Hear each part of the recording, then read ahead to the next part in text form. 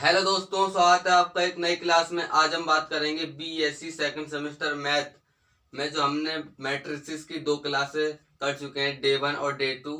और आज हम बात करेंगे, आज होने वाला हमारा क्लास डे 3। उसमें हम मैट्रिसेस की कुछ टाइप्स ऑफ मैट्रिक्स से रिलेटेड आज कुछ ऑब्जेक्टिव क्वेश्चन करेंगे। जैसा कि मैंने कल भी कुछ कराए थे डे 2 की क्लास में कुछ ऑब्जेक्टिव क्वेश्चन, और आज भी करेंगे। हो सका तो आज इस वीडियो को खत्म कर देंगे, फिर हम कल टॉपिक करेंगे नया चालू, एक रैंक ऑफ मैट्रिक्स, जो हमारा अगला टॉपिक है। तो आइए वीडियो को शुरू करते हैं। जो चैनल पर नए हैं वो चैनल को सब्सक्राइब कर लें और नोटिफिकेशन बेल को ऑल पर सिलेक्ट कर लें, ताकि जो हमारे अगले लेक्चर हैं वो आप तक टाइम टू टाइम पहुंचते रहें। तो आइए वीडियो को शुरू करते हैं।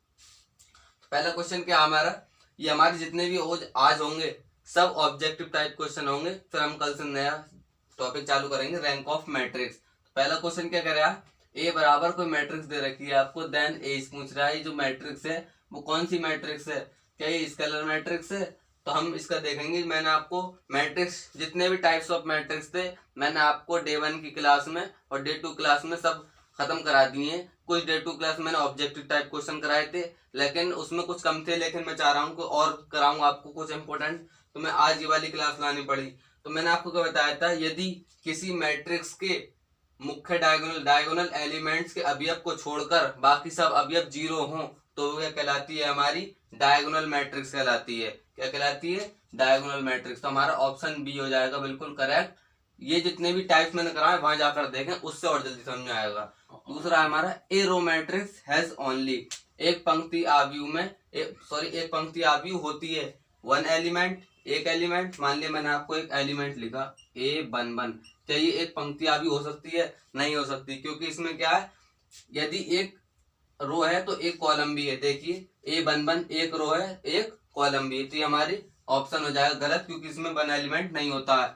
वन रो विद वन और मोर कॉलम, एक पंक्ति और ज्यादा से ज्यादा कितने भी कॉलम। मान लिया मैंने आपको एक मैट्रिक्स दी A बराबर 1 2 3 4, तो मैं इस ऑप्शन से हमें क्या पता चल रहा है, वन रो विद वन और मोर कॉलम्स, एक पंक्ति हो लेकिन ज्यादा से ज्यादा कितने भी कॉलम्स हो, तो वो क्या कहलाती है, हमारी पंक्ति आव्यूह। क्वेश्चन ने क्या पूछा, ए रो मैट्रिक्स हैज ओनली, एक पंक्ति आव्यूह होती है। तो पंक्ति आव्यूह क्या होती है, वन रो एक पंक्ति होती है विद वन और मोर कॉलम्स, और ज्यादा से ज्यादा कितने भी कॉलम्स हो सकते हैं। तो हमारा ऑप्शन क्या हो जाएगा, बी करेक्ट हो जाएगा। अब बढ़ते हैं हम तीसरे क्वेश्चन की ओर। तीसरा क्वेश्चन दे रखा है, ए बराबर कोई मैट्रिक्स दे रखी है, देन मैट्रिक्स एज पूछ रहा है ये मैट्रिक्स जो है वो कौन सी मैट्रिक्स है। तो क्या रो मैट्रिक्स है? ये ऑप्शन हमारा नहीं होगा, रो मैट्रिक्स तो है ही नहीं। दूसरा है अपर ट्राइंगुलर मैट्रिक्स, तो हमें क्या दिख रहा है, ये अपर ट्राइंगुलर मैट्रिक्स है, क्योंकि मैंने आपको क्या बताया था कि यदि किसी मैट्रिक्स के मुख्य डायगोनल के एलिमेंट्स के जितने भी नीचे के एलिमेंट्स है यदि वो जीरो हो तो वह कहलाती है हमारी अपर ट्राइंगुलर मैट्रिक्स। देखिए इसमें एक ट्राइंगुलर बन रहा है, ये ऊपर की ओर ये बन रहा है, तो इसे कहेंगे हम अपर ट्राइंगुलर मैट्रिक्स, क्योंकि जो डायगोनल एलिमेंट्स के नीचे के सारे एलिमेंट्स हैं वो क्या हमारे जीरो हैं, और बाकी जो ऊपर के हैं वो क्या है, सब कोई नंबर कह सकते हो या इमेजिनरी नंबर कह सकते हो, कुछ भी, बहरहाल कोई वो होना चाहिए, नंबर होना चाहिए। तो ये कहलाती है हमारी अपर ट्राइंगुलर मैट्रिक्स, क्योंकि इसमें ऊपर की ओर एक ट्राइंगुलर मैट्रिक्स बन रही है, इसमें क्या कहलाएगी, अपर ट्राइंगुलर मैट्रिक्स। अगला है हमारा, यदि नीचे की ओर बन रहा होता, हाँ यदि ये जो ट्रायंगुलर है नीचे की ओर बन रहा होता और यहाँ तीनों जगह जीरो होते तो क्या कहलाती है, हमारी लोअर ट्रायंगुलर मैट्रिक्स। ठीक, अब आता है हमारा अगला question, any diagonal matrix is called scalar matrix if each of its diagonal elements. ये शायद मैंने डे 2 की क्लास में करा चुका हूँ आपको, ठीक है, तो दोबारा देख लेते हैं। तो ये कह रहा है, ये कोई डायगोनल मैट्रिक्स कब स्केलर मैट्रिक्स कहलाई जाती है, कब इज जीरो, जब उसके एलिमेंट्स यानी डायगोनल एलिमेंट्स क्या हो, जीरो तब कहलाई जाती है। मैंने आपको स्केलर मैट्रिक्स के बारे में बताया था। स्केलर मैट्रिक्स मान लिया आपको कोई मैट्रिक्स दे रखी है 2 0 0 0 2 0 0 0 2, स्केलर मैट्रिक्स तब कहलाती है जब उसके डायगोनल एलिमेंट्स के जितने भी एलिमेंट्स हैं सब क्या हो, इक्वल हो, एक दूसरे के इक्वल हो, तो क्या कहलाएगी हमारी स्केलर मैट्रिक्स। तो इसमें पूछ रहा था कोई डायगोनल मैट्रिक्स कब स्केलर मैट्रिक्स कहलाई जाती है, जब उसके जो एलिमेंट्स हैं डायगोनल एलिमेंट्स क्या हो, इज जीरो हो, क्या कहलाएगी, नहीं कहलाएगी। फिर है आर इक्वल, हाँ ये हमारी ऑप्शन भी करेक्ट रहेगा, आर इक्वल। तो जो दिख भी रहा है इसमें जो एलिमेंट्स हैं इसके डायगोनल एलिमेंट्स क्या है, आर इक्वल हैं, एक दूसरे के हैं, तो कहलाएगी हमारी स्केलर मैट्रिक्स। अब बढ़ते हैं हम अपने 5वें क्वेश्चन की ओर। अगला क्वेश्चन है हमारा ए बराबर मैट्रिक्स दे रखी है इज इक्वल टू कोई दूसरी मैट्रिक्स दे रखी है, एक्स और वाई के मान पूछ रहा है, आसानी से निकाल सकते हो, निकाले हो तो कभी। एक्स प्लस 3 जिस भी मैट्रिक्स का यदि हम इस मैट्रिक्स से पहला एलिमेंट उठाएंगे तो अगली मैट्रिक्स का भी पहला ही एलिमेंट उठाना पड़ेगा। ये नहीं है कि इसका पहला उठा लिया और इसका चौथा उठा लिया, ऐसे सवाल का आंसर आपका हो जाएगा गलत। तो अब मैं उठाता हूँ एक्स प्लस 3 यानी कि पहली एलिमेंट्स का मैंने वो पहली मैट्रिक्स का पहला एलिमेंट उठा लिया एक्स प्लस 3, तो मैं अगली एलिमेंट्स उस अगली मैट्रिक्स का भी पहले ही एलिमेंट उठाऊंगा, बराबर क्या है 7। मैं 3 को ले जाऊंगा उधर, 7 माइनस क्या हो जाएगा मेरा 3, क्या आएगा मेरा एक्स बराबर 4। एक्स बराबर 4 तो आ गया, लेकिन मुझे क्या चाहिए वाई की वैल्यू और चाहिए। अब ये मत सोचना इसी से निकल जाएगा, निकल आगे वाले से भी जाएगा।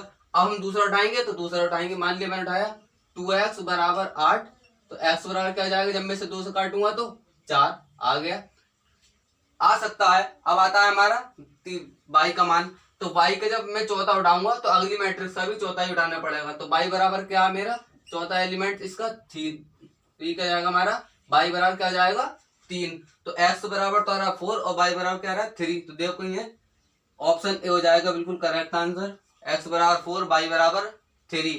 अब आता है अगला क्वेश्चन, यदि a बराबर आपको कोई मैट्रिक्स दे रखी है, b बराबर दे रखी है, पूछ रहा है 2a प्लस b, यानी कि a में हमें पहले 2 से गुणा करनी पड़ेगी, फिर जो मैट्रिक्स आएगी उसको b में जोड़ के हमारा आंसर आ जाएगा। देखिए यदि मैं इसमें 2 से गुणा करता हूं, कर लोगे और करा देता हूं 2a, तो 2a यानी कि मुझे उस मैट्रिक्स में a से गुणा करनी पड़ेगी। जब मैं 2 से गुणा करूंगा तो 2 ही कम 2, फिर इसमें करूंगा 2 दूनी 4, इसमें करूंगा 2 तिया 6, फिर इसमें 12, 2 8 16, 2 नाम 18, तो मेरे 2a का मान कितना आ गया, ये मैट्रिक्स आ गई।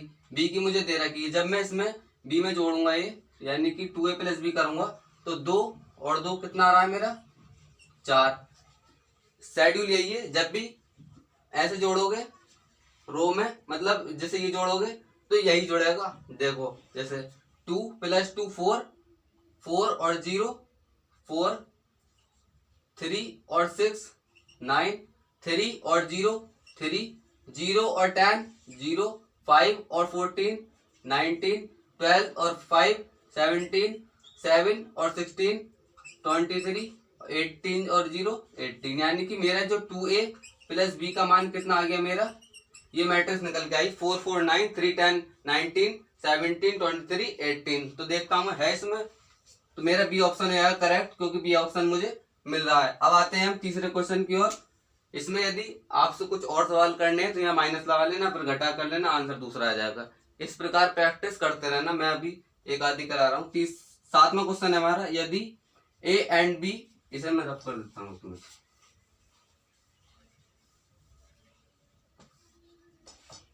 आप इसे कर लेना, मैं मिटा दिया, वीडियो को बैक करके देख लेना।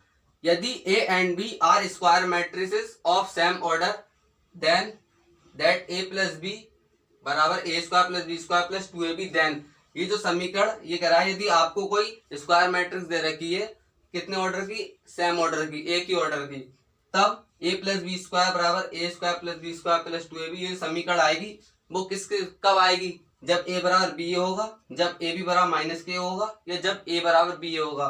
तो पहले हम a बराबर बी पे देखते हैं यदि आती है या नहीं। पहले हम इस समीकरण को उठाएंगे। मान लिया ए बी बराबर, मैं इस समीकरण को उठाऊंगा तो A square A plus B का मैंने होल स्क्वायर खोला तो क्या है मेरा, A square plus B square plus, इसको मैंने 2ab को 2 पार्ट में लिख लिया, A B plus B A. ठीक, अब मेरा जो है ए बी और बी ए एक दूसरे के बराबर नहीं है, तो मैं लिख देता हूं A B not is equal to 0, not is equal to sorry B A के, जो ए बी जो है बी ए के बराबर नहीं है। मेरा इतने सवाल हो गए सही। अब मैं मान लू लेट ए बी बराबर बी ए के है, क्योंकि मुझे सवाल पे फोकस यहाँ करना है, क्योंकि मुझे ऑप्शन में दे रखा है ए बी बराबर बी ए, कहीं ये भी हो सकता है। तो मैंने मान लिया ए बी बराबर बी ए, सवाल जब हमने करा क्या है, ए बी बराबर नहीं बी ए के, तो मैंने करा ए बी बराबर बी ए के।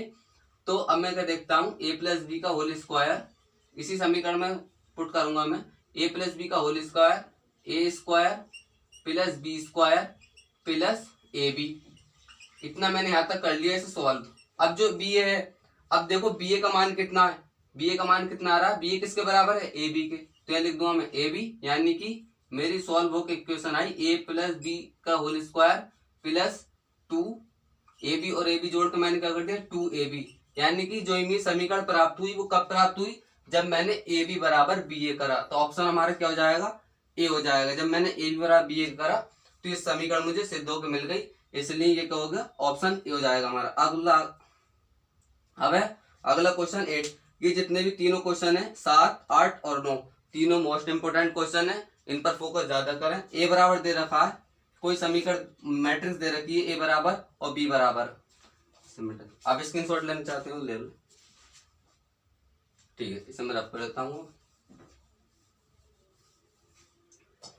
यदि आपको कोई ए बराबर मैट्रिक्स दे रखी है, बी बराबर मैट्रिक्स दे रखी है, क्वेश्चन क्या कह रहा है, ए ऑप्शन में ए स्क्वायर बराबर बी स्क्वायर माइनस की आई, क्या ए स्क्वायर करने पर और बी स्क्वायर करने पर ये दोनों माइनस आई के बराबर आ रहा है, क्या ए स्क्वायर बराबर बी स्क्वायर बराबर 0 का आ रहा है, क्या ए स्क्वायर बराबर बी स्क्वायर बराबर आई आ रहा है, या ए स्क्वायर बराबर बी स्क्वायर। तो मैं करना है पहले मुझे ऑप्शन ए पर ध्यान दूंगा कि ए स्क्वायर बी स्क्वायर करना है मुझे, यानी कि ए बराबर जो मैट्रिक्स दे रखी है मैं उसे 2 बार लिख देता हूँ, यानी कि ए इंटू ए बराबर क्या हो जाएगा ए स्क्वायर, जब मैं इसकी 2 बार गुणा करूंगा यानी कि 0 -1 1 0 0 -1 1 0, फिर मैं आपस में इसकी गुणा करूंगा तो 0 की 0 से जब भी दो मैट्रिक्स के आपस में मल्टीप्लाई करते हैं एलिमेंट्स की, जब भी दो मैट्रिक्स के एलिमेंट्स के आपस में मल्टीप्लाई करते हैं तो बीच में प्लस का चिन्ह आता है, ठीक है। 0 की 0 से करेंगे 0, माइनस की 1 से 1 से करेंगे क्या -1, लेकिन मैट्रिक्स में क्या आता है प्लस, तो प्लस और माइनस क्या आएगा -1। अब इसकी इससे करूंगा, पहले रो की फर्स्ट कॉलम से, फर्स्ट रो की सेकंड कॉलम से, 0 की -1 करूंगा 0, -1 की करूंगा तो 0, यानी कि मेरा कुल मिलाकर आंसर क्या आ गया 0। फिर मैं इसकी करूंगा 1 की 0 से 0 और 0 की 1 से 0, फिर 1 की माइनस से करेंगे तो माइनस के 1 और 0, यानी कि ए बी का मान कितना आ गया मेरा 0 0, यानी कि -1 0 0 -1, ये किसका आ गया मेरा ए स्क्वायर का मान। अब इसी प्रकार मुझे बी स्क्वायर का निकालना पड़ेगा, बी स्क्वायर की गुणा करेंगे हम आपस में 0 i 0 0 i 0, जब मैं इसके आपस में गुणा करूंगा तो मेरा मान आएगा, आप गुणा करके देख लेना, मैं लिख देता हूं direct i square 0 0 i square. और मैंने आपको बताया था फर्स्ट क्लास में आई स्क्वायर का मान कितना होता है -1 होता है, यानी कि हम यहाँ पे लिख देंगे -1 0 0 -1।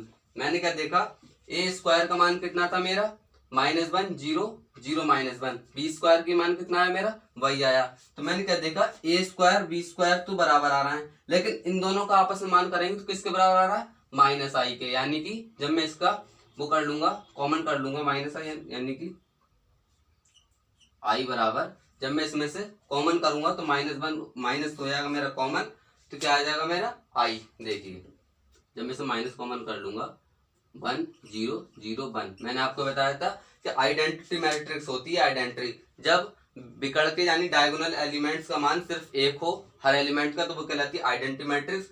जब मैंने इसमें से दोनों अभी में से माइनस करा कॉमन, तो मेरे किसके बराबर आ गया -i के, तो यानी कि ए स्क्वायर बराबर बी स्क्वायर किसके बराबर आ गया माइनस के आई के। अब आता है हमारा नवा क्वेश्चन, इसे आप कर लेना इसे।